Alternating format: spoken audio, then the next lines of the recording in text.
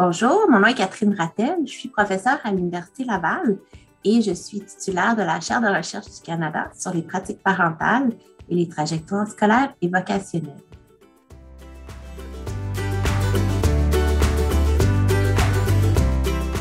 Qu'est-ce que c'est la motivation? Souvent, on parle de motivation comme étant quelque chose d'intense ou plus ou moins intense. Est-ce que je suis très motivée?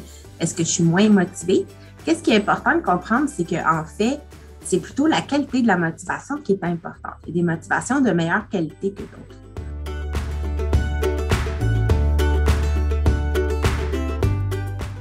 Donc, on a les motivations qu'on appelle autonomes, qui sont basées sur le fait que le jeune agit de façon volontaire, qui va vraiment endosser ses actions. Donc, ça peut être pour le plaisir de faire quelque chose qu'on va appeler la motivation intrinsèque. Donc, le jeune qui va à l'école parce que c'est plaisant, c'est un jeune qui a une motivation autonome et c'est quelque chose qu'on veut retrouver chez notre jeune. Et des fois, ce n'est pas le plaisir qui va guider son comportement, mais c'est quand même des motivations qui sont autonomes. Donc, quand il va nous parler de l'importance, donc il va à l'école parce qu'il valorise l'éducation, parce qu'il trouve ça important, parce que ça fait partie de ses valeurs. Donc ça va être des motivations qu'on dit extrinsèques, mais dont la régulation, elle est autonome. Donc, par identification, par intégration dans notre système de valeurs. Donc, c'est des motivations qu'on veut retrouver chez notre jeune, même s'ils ne sont pas ancrés dans le plaisir.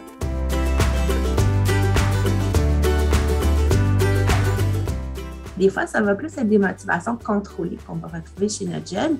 Et dans ce cas-là, il va s'engager dans des activités, il va aller à l'école pour réduire des pressions qui peuvent être internes ou externes. Donc, quand on parle de pression interne, on va parler de motivation extrinsèque par régulation introjectée. Donc, l'introjection, c'est vraiment comme si on avalait tout rond, les valeurs de notre environnement et on ne les digère pas réellement. Donc, on va essayer de réduire des sentiments de culpabilité ou d'obligation. Donc, aller à l'école parce qu'on se sentirait mal de ne pas le faire ou parce qu'on se sent un peu obligé, ça, c'est de l'introjection et ça fait partie des motivations contrôlées. On a aussi une pression qui peut venir de l'extérieur du jeune, comme sa famille, le système scolaire. Et quand il va s'engager dans des activités, aller à l'école parce qu'il veut obtenir une récompense ou éviter une punition, on appelle ça une régulation externe.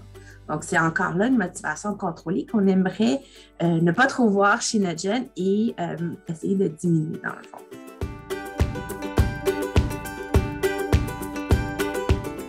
Le dernier type de motivation, c'est ce qu'on appelle la motivation.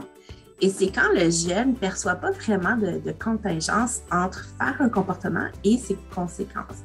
Donc, un jeune qui va vous dire, je ne sais pas qu'est-ce que je fais à l'école, je ne sais pas pourquoi je vais là, c'est un jeune qui est motivé et c'est un jeune qu'il faut avoir à l'œil parce que c'est un des meilleurs prédicteurs de l'abandon scolaire. Donc, c'est un jeune qui, dans quelques semaines, mois, peut-être sera même plus à l'école. Donc, ça, c'est le type de motivation qui devrait nous alarmer un petit peu plus.